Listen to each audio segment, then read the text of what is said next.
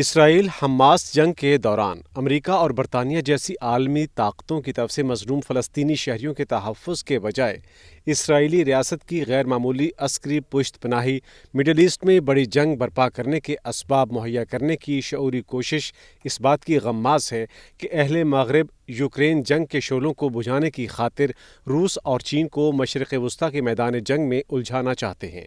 چنانچہ روسی صدر ولادیمیر پوتن نے خبردار کیا ہے کہ غزہ کی جنگ مشرق وسطیٰ سے باہر امڑ سکتی ہے۔ فلسطینی انکلیو میں خواتین، بچوں اور بوڑھوں کو دوسروں کے جرائم کی سزا دینا غلط ہے۔ گزشتہ بدھ کو کرملن میں مختلف عقائد کے مذہبی پیشواؤں سے خطاب میں صدر پوتن نے مغرب پر تنقید کرتے ہوئے کہا کہ کچھ بے نام قوتیں کشیدگی کو مزید ہوا دینے اور زیادہ سے زیادہ ممالک کو ممکنہ طور پر تنازع میں دھکیلنے کی کوشش کر رہی ہیں۔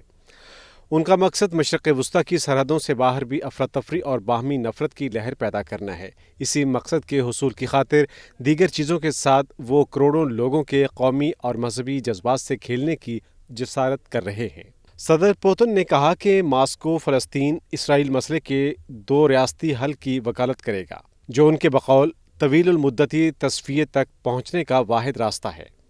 انہوں نے کہا کہ دہشت گردی کے خلاف جنگ اجتماعی ذمہ داری کے بدنام اصول کے مطابق نہیں چلائی جا سکتی جب بوڑھوں، خواتین اور بچوں سمیت لاکھوں لوگ پناہ، خوراک، پانی، بجلی اور طبی امداد سے محروم کر دیے جائیں۔ بدھ کو رات گئے جب اسرائیلی فوج نے جنگ کے اگلے مراحل میں غزہ پر زمینی حملے شروع کرنے کا عندیہ دیا تو یرغمالیوں کی بقا اسرائیل کے زمینی حملوں کی راہ میں حائل ہو گئی۔ بعض مغربی ماہرین گزشتہ ہفتے جنوبی اسرائیل پر حماس کے حملے کو عسکریت پسندوں کی غیر معمولی جنگی چال اور اسرائیلی انٹیلی جنس اور دفاعی نظام کی کمزوری سے تعبیر کرتے ہیں۔ بلا شبہ اسرائیل اور فلسطین کے مابین کشمکش کی طویل تاریخ ہے، لیکن اسرائیل کی قتل و غارت گری کی جڑیں بہت گہری ہیں۔ جب اسرائیل کے زیر کنٹرول عیسائی ملیشیا نے 1982 میں بیروت کے مضافات میں صابرہ اور شتیلہ کے کیمپوں میں نہتے فلسطینی پناہ گزینوں کا قتل عام کیا، اس وقت پوری انسانیت کانپ اٹھی تھی۔ 100 سالہ پرانے تنازع میں یہ سب سے وحشیانہ عمل تھا۔ البتہ حماس کا تازہ حملہ ایک ایسا پھندا ہے جس میں اسرائیل بری طرح پھنس گیا ہے۔ حماس کے پاس شعوری حکمت عملی ہے۔ دیگر کارروائیوں کی طرح جنوبی اسرائیل پر حماس کے حملے کو اسرائیل کے جذباتی یا اس سے بھی زیادہ اشتعال انگیز رد عمل کو بھڑکانے کے لیے ڈیزائن کیا گیا تھا۔ ماہرین کا خیال ہے کہ حماس اسرائیلیوں کو غزہ میں طویل تصادم میں الجھانے کی منصوبہ بندی کر چکی ہے، جس کا مطلوبہ اثر وہی زمینی حملہ ہے جو اسرائیل کی طرف سے حماس کو جڑ سے اکھاڑ پھینکنے کی تیاریوں میں نظر آ رہا ہے۔ بعض ماہرین کہتے ہیں کہ اس تنازع سے متاثر ہونے والی دیگر اقوام کے لیے اپنی خارجہ پالیسی تیار کرنا دشوار ہو رہا ہے۔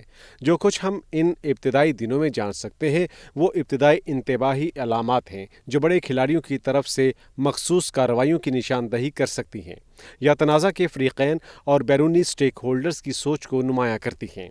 یہاں ایسے مسائل درپیش ہیں جو غور طلب ہیں، کیونکہ یہاں ایک عالمی تنازع پل رہا ہے جس سے نمٹنے کی خاطر تمام ممالک کو خارجہ پالیسی کے فیصلے کرنا ہوں گے۔ چونکہ اس بساط کے تمام بڑے کھلاڑی اپنی اگلی چالوں کو تشکیل دینے کی تگدو میں سرگرداں ہیں، اس لیے عام لوگ امن کے نئے عمل کے لیے ان سے بین الاقوامی سطح کے مطالبات کی توقع کرتے ہیں۔ بائیڈن انتظامیہ اس مرحلے میں کوئی مثبت کردار ادا کرنے کے قابل نہیں، اور نئے انتخابات کے لیے جب ان کی جماعت میدان میں اترے گی تو شاید وہ ٹیم کے کپتان کے طور پر نہیں ہوں گے۔ امریکی حکام پہلے ہی اپنے اسرائیلی اتحادیوں کو غزہ کے مستقبل بارے سوچنا شروع کرنے کی ضرورت پر زور دے رہے ہیں۔ امریکی عراق جنگ کے دوران سیکھے گئے تلخ اسباق سے فائدہ اٹھا سکتے ہیں، لیکن غزہ کے مستقبل کی نقشہ سازی کے لیے واشنگٹن کے پاس کوئی قابل عمل فارمولہ موجود نہیں۔ کچھ عرصہ پہلے تک بین الاقوامی امور کی حقیقت کے طور پر اسرائیل اور فلسطینیوں کے درمیان امن منصوبے کی متعدد عمومی شکلیں موجود تھیں جن پر اتفاق اور صرف عمل درآمد کی ضرورت تھی۔ تاہم اب نئے حقائق نے ان صورتوں کو معدوم کر دیا ہے، اور اگر یہ 6 اکتوبر تک موجود تھیں بھی تو اب ایسا کچھ نہیں بچا۔ غزہ کے لیے ایک قابل فہم منصوبہ جو عسکریت پسندوں کی پناہ گاہ بھی نہ ہو اور جہاں ایک مستحکم اور اچھی حکومت ہو، اس وقت افق پر نظر نہیں آتا۔ گزشتہ جنگوں سے حاصل ہونے والا ایک سبق یہ بھی ہے کہ تنازعات کے بعد منصوبہ بندی کا فقدان مزید تنازعات کا محرک بنتا ہے۔ اس بات کو ذہن میں رکھتے ہوئے دیکھیں تو موجودہ بحران کے سامنے آتے ہی اسرائیل اور حماس کی جنگ مشرق وسطیٰ میں پھیلنے کا خدشہ اس وقت بڑھ گیا جب امریکہ نے اعلان کیا کہ وہ خطے میں مزید فوجی اثاثے بھیج رہا ہے۔ چنانچہ مصر میں امن سربراہی اجلاس ختم ہونے کے ایک دن بعد ہی اسرائیل غزہ کی پٹی پر زمینی حملوں کے لیے تیار دکھائی دینے لگا۔ امریکی وزیر دفاع لائیڈ آسٹن نے کہا ہے کہ واشنگٹن مشرق وسطیٰ میں ڈیٹرنس میں اضافہ کر کے اسرائیل کا دفاع یقینی بنائے گا۔ انہوں نے یہ بھی کہا کہ terminal high altitude area defence system اور اضافی پیٹریوٹ میزائل سسٹم بٹالین مشرق وسطیٰ میں بھیج کر مزید فوجیوں کو سٹینڈ بائی پر رکھا گیا ہے۔ امریکہ پہلے ہی 2 طیارہ بردار بحری بیڑے، معاون جہاز اور تقریباً 2000 میرینز خطے میں بھیج چکا ہے۔ پینٹاگون کی طرف سے مڈل ایسٹ میں فضائی دفاعی نظام کو فعال کرنے کا اقدام اس وقت سامنے آیا جب اسرائیل کی لبنان کے ساتھ شمالی سرحد پر کشیدگی بڑھ رہی تھی، یعنی جب اسرائیلی فوج نے حزب اللہ کے ساتھ نیا محاذ کھولا اور دوسری طرف جب غزہ کی پٹی میں تشدد کو کم کرنے کے لیے ہنگامی طور پر منعقد ہونے والی مصر امن سمٹ بغیر کسی مشترکہ اعلامیے کے ختم ہو گئی۔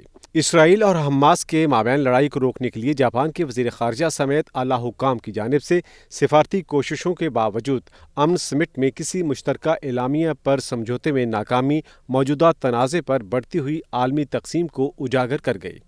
چین، روس اور اس کے اتحادی مشرق وسطیٰ کو جنگ کی لپیٹ میں جانے سے روکنے کے لیے کوشاں ہیں، جبکہ اسرائیل کے یورپی اتحادی اور امریکہ اس جنگ کو ایندھن فراہم کر رہے ہیں۔ اس موقع پر عرب دنیا مغربی ممالک کی واضح خاموشی پر حیران ہے۔